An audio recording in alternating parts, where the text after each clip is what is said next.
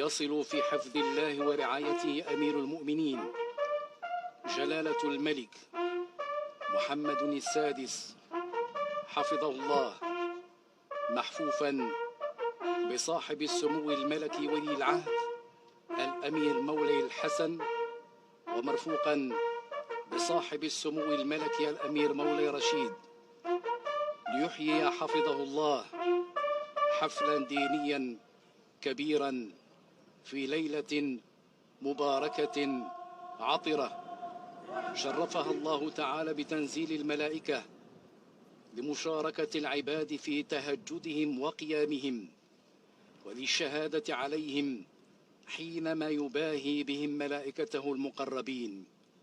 ليلة يتنزل فيها جبريل عليه السلام ليتفقد أحوال خير أمة أخرجت للناس، وهو الملك الأمين على الوحي الذي لازم نبينا الصادق الأمين لتبليغ الرسالة وإخراج البشرية من الظلمات إلى النور وهدايتهم سبل السلام، برحاب مسجد الحسن الثاني المنارة البديعة والمعلمة الفريدة.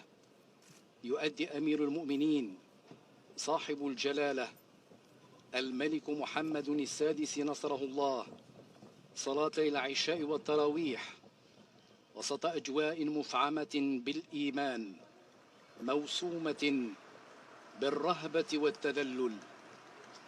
قد غمرنا المولى عز وجل في هذا الشهر بفضائل عظيمة ونفحات جليلة وخير عميم، وجعله شهر تزكية للمؤمنين بالصيام والقيام وتلاوة الذكر الحكيم، وخصه بليلة مباركة العبادة فيها خير من عبادة 1000 شهر، ويكفيها شرفا ويكفيها تعظيما ويكفيها رفعة أن الله تعالى أنزل فيها القرآن الكريم المعجزة العظمى والحجة البالغة لرسوله الكريم صلى الله عليه وسلم.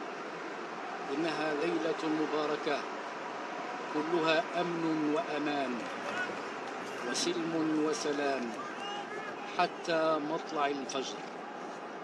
ليلة عظيمة جليلة يكتب فيها الحق سبحانه مقادير الخلق للسنة القابلة بما تقتضيه مشيئته جل في علاه. هي ليلة من أفضل النعم التي من الله بها على أمة خير الأنبياء والمرسلين، وهي فضل وكرم لا يوازيه أفضال ومكارم. قدر هذه الليلة جليل ليس له مثيل، يضاعف الله فيها الأجر على العمل القليل. إنها ليلة القدر عظيمة القدر، ولها أعظم الشرف وأوفى الأجر. لحظات قوية من لحظات الإيمان الصادق والخشوع والخضوع والتقرب إلى الخالق، وقفات مضيئة في هذه الليلة المباركة وهذا الشهر الكريم، شهر أوله رحمة وأوسطه مغفرة وآخره عتق من النار. اختص الله سبحانه الأمة المحمدية وفضلها على غيرها من الأمم بأن أرسل إليها أعظم رسول.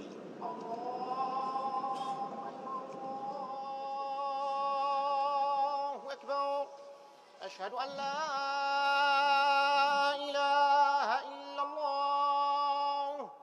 أشهد أن محمد رسول الله. حي على الصلاة، حي على الفلاح.